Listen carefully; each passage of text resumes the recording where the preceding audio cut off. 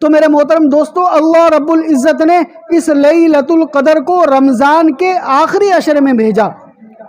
ایک مرتبہ آپ علیہ الصلوۃ والسلام کے پاس حضرت عائشہ رضی اللہ تعالی عنہا بیٹھی ہوئی تھی، پوچھنے لگی، اے اللہ کے رسول، کہ اگر میں لیلۃ القدر کو پالوں، تو کیا دعا مانگوں؟ تو آپ علیہ الصلوۃ والسلام نے ارشاد فرمایا، ساری دعائیں مانگ سکتی ہو، لیکن ایک خاص دعا ہے جو اس میں لازمی مانگنا۔ وہ خاص دعا کیا ہے؟ اللہم انک عفو کریم تحب العفو فاعف عنی۔ اللہم انک عفو کریم تحب العفو فاعف عنی۔ تو یہ دعا آپ علیہ الصلوۃ والسلام نے تمام مسلمانوں کو یہ حکم دیا کہ رمضان المبارک کے آخری عشرے میں اس دعا کو لازمی پڑھا کریں۔ پڑھیں گے نا سب؟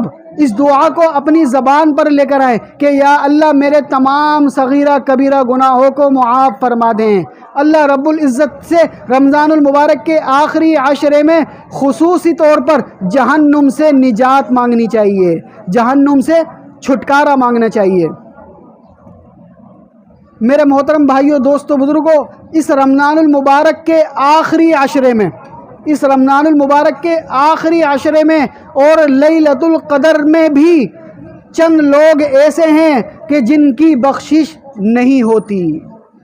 رمضان المبارک کے مہینہ ہو، پھر رمضان المبارک کے اندر لیلۃ القدر بھی ہو، اس کے باوجود بھی 4 بدقسمت لوگ ایسے ہیں کہ جن کی بخشش نہیں ہوتی۔ وہ 4 لوگ کون ہیں؟ پہلا وہ شخص جو کسی مسلمان بندے کے لیے، کسی مسلمان بھائی کے لیے، اپنے گھر میں کسی رشتہ دار کے لیے، اپنے والدین کے لیے، اپنے بہن بھائیوں کے لیے، یا کسی بھی مسلمان کے لیے اپنے دل کے اندر کینہ رکھتا ہے، اپنے دل کے اندر کینہ رکھتا ہے، بغض رکھتا ہے، عداوت رکھتا ہے، دشمنی رکھتا ہے، اور اس وقت کے انتظار میں رہتا ہے کہ مجھے کوئی وقت مل جائے اور میں اس کو نقصان پہنچاؤں۔ تو ایسے شخص کی رمضان المبارک کے اندر بھی، لیلۃ القدر کے اندر بھی بخشش نہیں ہوتی جب تک کہ وہ اس گناہ سے توبہ نہ کر لے۔ دوسرا وہ شخص کہ جو اپنے رشتہ داروں سے، اپنے بہن بھائیوں سے، اپنے عزیز و اقارب سے، اور اسی طرح کسی بھی دوست سے، کسی بھی بھائی سے قطع تعلق رکھتا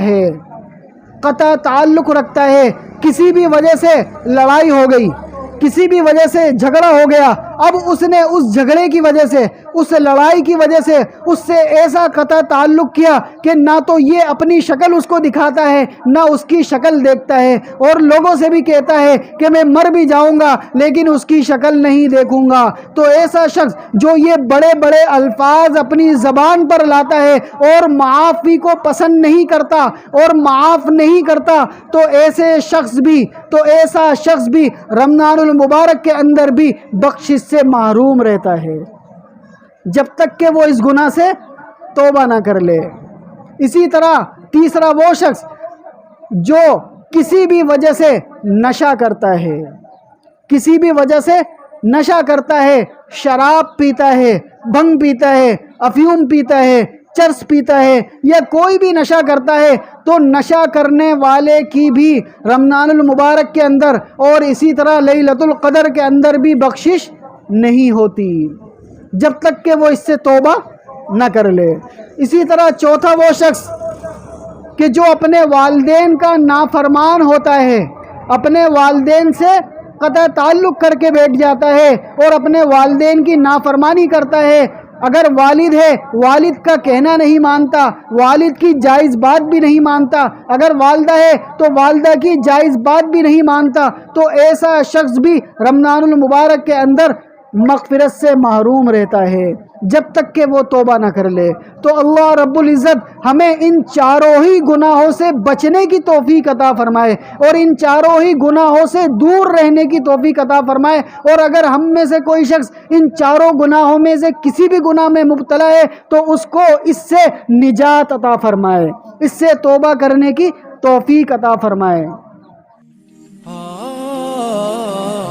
درس قرآن، درس حدیث، اصلاحی بیانات، فقہی مسائل اور وظائف کے لیے مفتی ابو بکر انصاری کے چینل کو سبسکرائب کریں۔